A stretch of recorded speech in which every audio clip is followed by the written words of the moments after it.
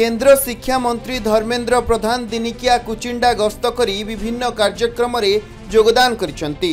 प्रथमे कुचिंडा गस्त अवसर रे कुचिंडा सहरर मां दुर्गा मंदिर रे मां का दर्शन करने सह आशीर्वाद नहीं। केंद्र मंत्री सह राज्य पंचायती राज मंत्री रविनारायण नायक मध्य उपस्थित थिले। परे केंद्र मंत्री धर्मेंद्र प्रधान कुचिंडा ठारे ओडिशा ग्रामीण विकास पंचायती राज और पानीय जल विभाग मंत्री तथा कुचिंडा विधायक रवि नायक एवं संबलपुर जिलार प्रशासनिक अधिकारी एक गुरुत्वपूर्ण समीक्षा बैठक रे जोग देथिले। कुचिंडा अंचलर पानीय जल, रास्ता, स्वास्थ्य, शिक्षा, जंगल जलसेचन, कृषि उत्पादित सामग्री उपरे समीक्षा बैठक रे उपस्थित समस्त अधिकारी मानक सह केंद्र मंत्री आलोचना करथिले। परे कुचिंडा टाउन हॉल ठारे बीजेपी पक्षरु आयोजित स्वागत संबर्धना कार्यक्रम रे केंद्र मंत्री जोग देथिले। एथिरे शह शह संख्यार बीजेपी कार्यकर्ता माने उपस्थित थिले।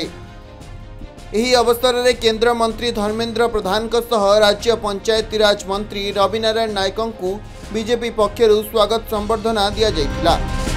यह सह कला, संस्कृति, क्रीडा रे परिपूर्ण कुचिंडार सर्वांगीन विकास करबा पई बीजेपी प्रतिश्रुतिबद्ध बोली कहितिले केंद्र मंत्री।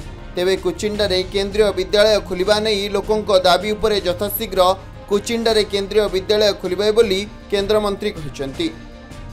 कुचिंडा रे बहुत आनंदर लहरी एठी एबे छुटीची। स्वाधीनता परे प्रथम थर करिके कुचिंडार विधायक ओडिशा सरकार रे मंत्री भावे दायित्व नेछंदे। गुरुत्वपूर्ण विभाग दायित्व रचंती।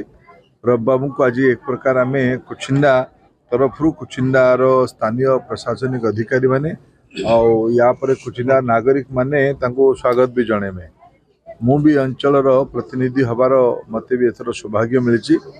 कुचिंडा सब डिविजन आम राज्यर गोटे आदिवासी अध्युषित कृषि आधारित अंचल। ये अंचलर मुख्य जीविका चाष। ये अंचलर मुख्य जीविका जंगल जात द्रव्य जोड़ा संग्रह करिकी लोक माने निजर गुजरान मेंटाती।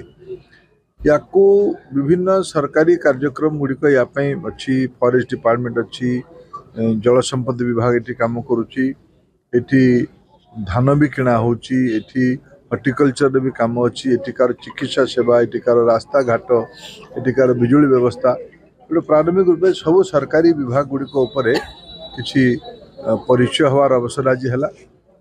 किछि प्रारंभिक जानकारी भी मिलला, सूचना भी मिलला, किछि परामर्श भी आमे देलु जे संविधान व्यवस्था अनुसार नियम कानून अनुसार सब काम गुड़िक हो जद्वारा लोकंकर पाई कल्याण करिवार सुविधा हबो, लोक सेवा करिवार सुविधा हबो। सबु बंधु माने सहयोगी हेबे। बहुत उत्साह अच्छी नुआ सरकार नेतृत्व रे राज्य रे श्री मोहन चरण माझी नेतृत्व रे सरकार हेची। भारतीय जनता पार्टी प्रथम सरकार हेची। लोकों भितर बहुत उत्साह अच्छी।